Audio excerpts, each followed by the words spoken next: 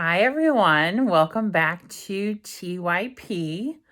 It's been a long time, and I know we're doing things differently, which is why my background and this video probably look and sound different because my recording and video instruments that I'm normally using are out of duty currently. But it's been so long, I wanted to pop on here and give everyone an update because it's been way too long. Hopefully we can shorten that time in between videos coming up in the next couple of weeks. But it's been a crazy and eventful couple of weeks.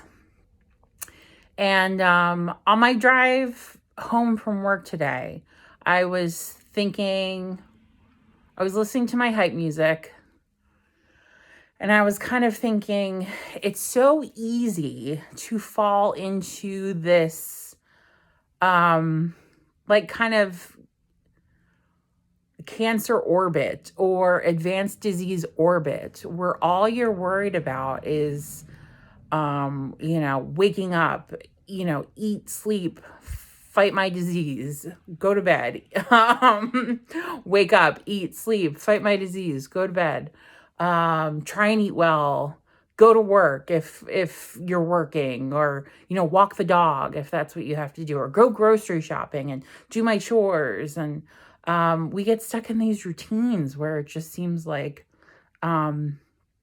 disease takes over your life. And I had to stop myself today on my way home, and I had to say, you know what? I am not cancer. Cancer is something that happened to me. And I have to make space to enjoy my life. I think we need some reminders every once in a while. So if you're in the same place as I was in the past couple of weeks, remember, you are not your disease. Your disease is something that happened to you. And take care of you. Nourish your body right. Get enough sleep. Go see your friends. Do something you like to do. Do something you love to do. Hang out with people that you enjoy and don't suck energy from you, right? So, moving on. I'm sorry for the rough condition of this video. But I thought that you deserved an update because it's been months. I am currently not on any chemotherapy for the first time in 2 years. And that is because, drum roll please, I got into a clinical trial. And I'm not going to lie, I'm going to be really truthful with all of you. I've been through pretty much all of the chemo that is FDA approved for cholangiocarcinoma, for my cancer. There are only 3 of them currently. And one works really well, the gemcitabine cisplatin that I was on when I started, that really turned me around and gave me a lot of time left. And the other 2, FOLFOX I was on just recently, wasn't doing as great of a job. And there's a 3rd older variety of chemo that doesn't have great success rates.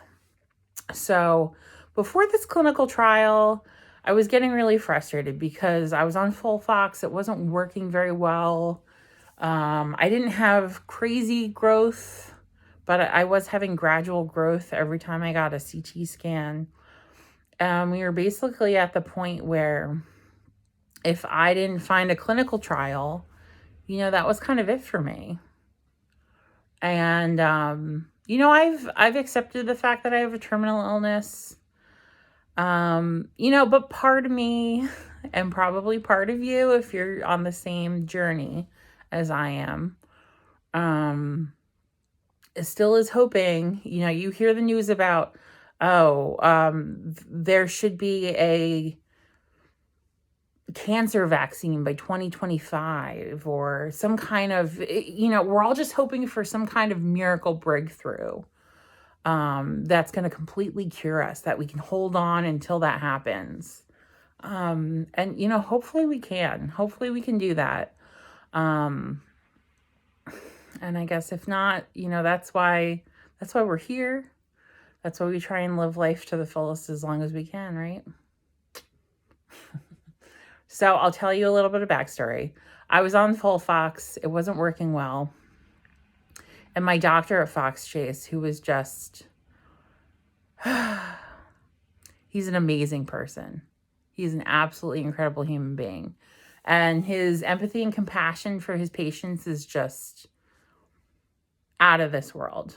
I went in expecting for bad news, went into my appointment with him, and he hands me a piece of paper.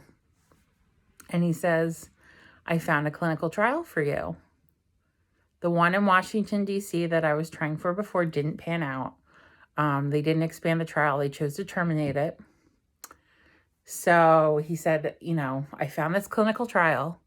It's for immunotherapies for people for cholangiocarcinoma patients that have never been on immunotherapy before. That's me. And it's right down at University of Pennsylvania. So I'm in Philadelphia. Penn is in Southwest Philadelphia, kind of. Much easier than going down to Washington, D.C. or up to Boston or down to Baltimore or wherever. So essentially, as soon as I heard this, I got in contact with Penn, got in contact with the Dr. Karasik at University of Pennsylvania, Penn Medicine, who is overseeing this study. And essentially, I went to go meet him, and he enrolled me the same day. He's like, do you want time to think about it? And I said, no. Sign me up. I'm very excited for this. This is currently my best hope for, kicking this disease or pushing it back as much as possible. And he said, great, let's go. So when I started the clinical trial at Penn, it was just a lot that happened in a really short amount of time.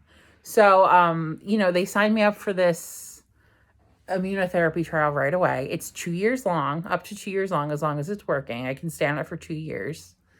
I get CT scans every 2 months. I get blood work done every time I get an infusion. And I get an infusion of immunotherapy. It's 2 different immunotherapies, actually, every 2 weeks. So, not much different than the process with chemotherapy. So I still go in, I get my blood taken. They access my port, which is right here. Take blood from it. As long as everything's good, I go into the infusion room, I sit down, and they hook me up to a bag of immunotherapy. And then, when that's done, I'm off. I'm back home, driving back down the Schuylkill Expressway to get back to my house. So it's been a whirlwind, and I'm really excited because I feel like the trial came at the perfect time. It was kind of, I was getting sort of depressed, thinking that, what if this is my last Christmas, my last birthday, stuff like that. And sometimes that happens, and that's okay. Right? Because we do have to be realistic, but hopeful. And, a positive attitude is great. I always preach positivity. But, this is your life. And these thoughts are going to pop up. Like, what if this is it? What if this is the last Christmas I get to spend with my family and what have you? And I think sometimes you need to sit and process those feelings and not just bury them under the rug and hope they go away. Because we do have to deal with, we're dealing with something really hard. And we do have to deal with some really hard emotional and mental stuff that goes with it, unfortunately for us. But that's what makes us such great fighters, right? We are resilient. We are strong. We can do this. We're dealing with some really hard stuff. So I got enrolled in this clinical trial. I'm about to get my second infusion on Monday coming up, so really soon. And right away, they do a bunch of tests. They take a lot of blood from you. They ask me so many questions about my family history of cancer, about like every medication I've ever been on in my entire life. um, every ailment I've ever had, every surgery, every procedure I've ever had. They went through my medical history with a fine-tooth comb. So, which there's something kind of comforting in that, because it's almost like, well, at least they're being thorough. We're leaving no stone unturned, right? So lots of blood. I got new scans taken at University of Pennsylvania. My starting scans to see if I was progressing.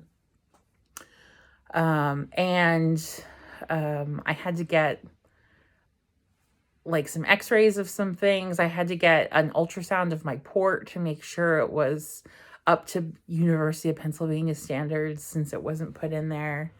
So a whole bunch of funny stuff. But, at that point I was like, whatever I have to do to get into this trial, I will do. So I've been at Penn a lot. I've been back and forth to University of Pennsylvania many, many times in the past month. And they told me I would. They were upfront with me about that. And it should kind of taper off as I'm on the trial longer and longer. So I got my first infusion. It went well. I had to go in a few days later to get blood work done again. And the blood work is funny with clinical trials. They gave me a bag to take in there when I got my blood taken. And it was a bunch of purple tubes, and they didn't have any personal information on them. Not my name, just a bunch of numbers. I guess that's, the clinical trial experience, right? But I'm really excited. And immunotherapy there's some good and bad things to immunotherapy. So a lot of times people think immunotherapy and they're like, oh, well, it's such a safe alternative to chemotherapy. Not always the case. There are pretty much just as many interactions that you can have on immunotherapy that you can have on chemotherapy. And they monitor you really closely when you first start out. So like I said, I'm on a 2 different immunotherapy regimen. This is my first time with immunotherapy. And the goal with immunotherapy is kind of, to oversimplify it, it's teaching your body to fight your own cancer, to recognize when cells are created that aren't quite right, and to attack those cells. Now, sometimes immunotherapy can get mixed up and it can start attacking things like your skin, your internal organs, and that's not good. But he did say 50% of all patients have skin reactions. And I mean, you probably remember my videos on chemotherapy when I came on with my face being so red. I always had skin reactions on all of my chemotherapies. So I expected to have skin reactions on this, and I did. It's just a skin rash. They gave me like a topical prescription Benadryl, essentially, to stop that. And it's fine. That's absolutely fine. So the number one reaction is skin reactions. Number 2, he said people complain about fatigue, sometimes extreme fatigue. Often, very often. Those are the most common side effects of immunotherapy. And I've been feeling it. I've been feeling the tiredness. And I was surprised because chemo really knocks you on your butt after you get it. It really does. And I would come back from my chemotherapy session and just be unconscious for like a day and a half. And I'm finding immunotherapy doesn't take it out of me like that day, but stuff like, I took my nephews to the park or a couple weeks ago, and after we were done, and I was okay. I mean, I noticed I was a little sluggish, I had a little less endurance than I usually have. Um, but afterwards, after we came home, I fell asleep at my parents' house for probably 3 hours because I was so wiped out. So, I mean, they're not joking when they talk about fatigue. And same thing, I took my dog for a long walk at the park just 2 days ago.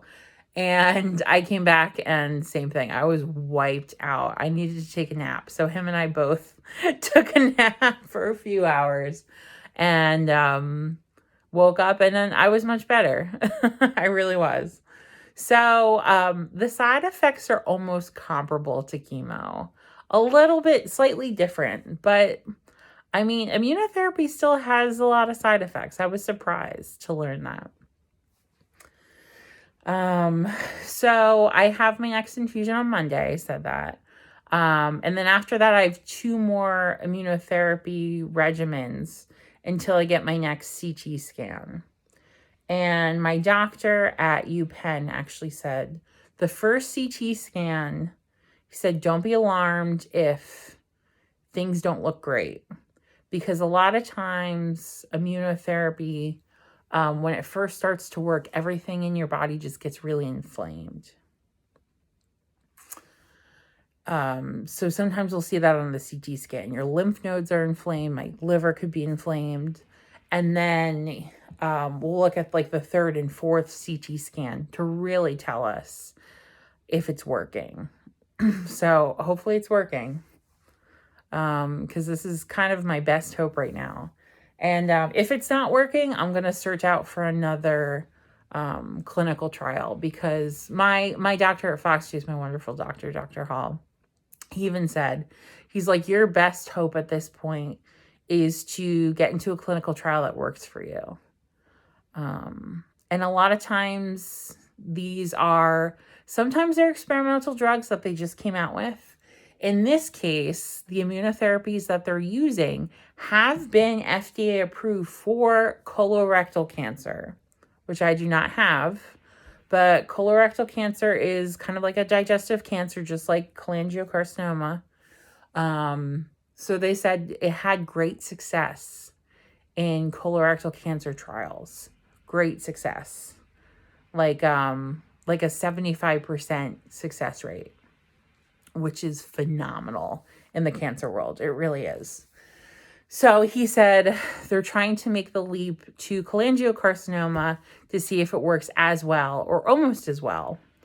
So we're really hoping, positive thoughts, that it works as well as it does with colorectal cancer and it can really kick my cancer in the butt. So that's what's going on. It's very exciting. So I just want everyone out there to know, thank you for sticking with me. It's been a busy couple weeks, but we have some hope, right? We have some hope.